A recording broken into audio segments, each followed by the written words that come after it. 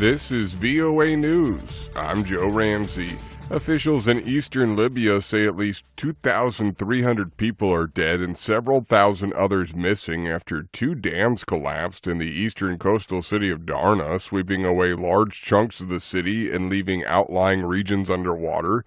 Edward Uranian reports for VOA from Cairo.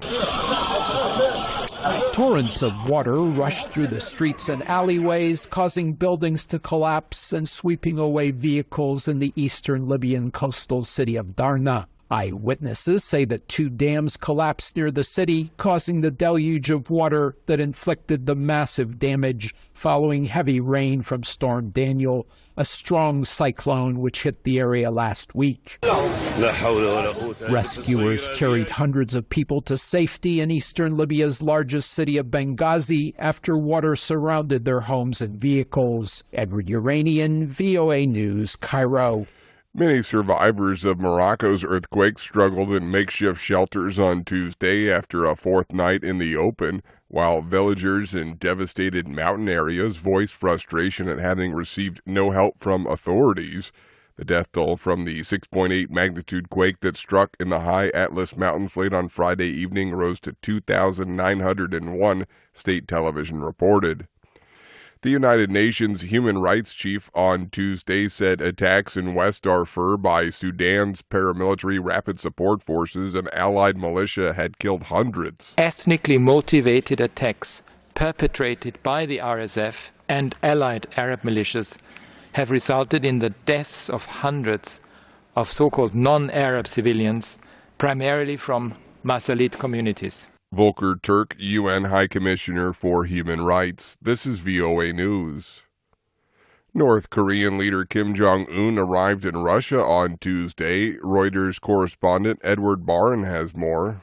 In typical fashion, North Korean state media confirmed Tuesday that leader Kim Jong-un had in fact set off on a rare trip out of the country to visit Russia's Far East. His private train was headed to an unconfirmed destination for what the Kremlin described as comprehensive discussions with Vladimir Putin amid warnings from Washington they should not trade weapons. The Russian president gave little away to reporters who asked him why he was going to the Vostochny Cosmodrome on Tuesday, saying he had his own agenda there. US officials have said arms talks between Russia and North Korea are actively advancing and that Kim and Putin were likely to discuss the war in Ukraine. Reuters correspondent Edward Barron. Republican U.S. House Speaker Kevin McCarthy, bowing to pressure from his party's hard right, gave the go-ahead on Tuesday for an impeachment investigation into U.S. President Joe Biden. The business dealings in Ukraine and China by Biden's 53-year-old son Hunter, while his father was vice president under Barack Obama, have been a constant target of Republicans. However, he has not been charged with crimes related to his foreign business dealings, and no credible evidence has emerged so far that the president was involved in anything illegal. Israel's Supreme Court is hearing the first challenge to Prime Minister Benjamin Netanyahu's contentious legal overhaul, AP correspondent Mimi Montgomery reports. As Israel's Supreme Court begins a hearing on petitions to strike down a law curbing its own powers, supporters and opponents of the government's judicial overhaul are taking to the streets. Those against it fear the plan will concentrate power in the hands of politicians and threaten a democratic system they're used to. Among them, this man protesting outside the Supreme Court. I cannot see myself living a different social structure. And now I feel that the Israeli democracy is in peril. Proponents of the plan and Netanyahu's coalition of ultranationalist and religious lawmakers say the country's unelected judiciary wields too much power. I'm Mimi Montgomery. Google is confronting a threat to its dominant search engine as U.S. federal regulators launch an attempt to dismantle its internet empire in the biggest American antitrust trial in a quarter century. Over the next 10 weeks, federal lawyers and state attorneys general will try to prove Google rigged the market in favor by locking its search engine and as the default in a plethora of places and devices. On Tuesday, prosecutors opened their case by saying it's about the future of the internet and whether Google's search engine will ever face meaningful competition. Download the VOA mobile app. I'm Joe Ramsey.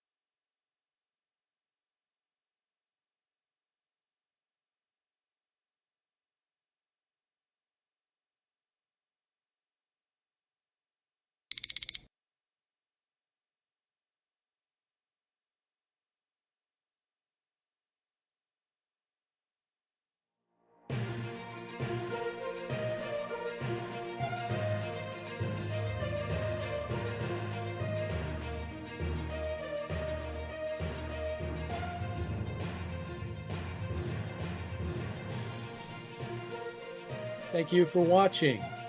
Can you do me a favor?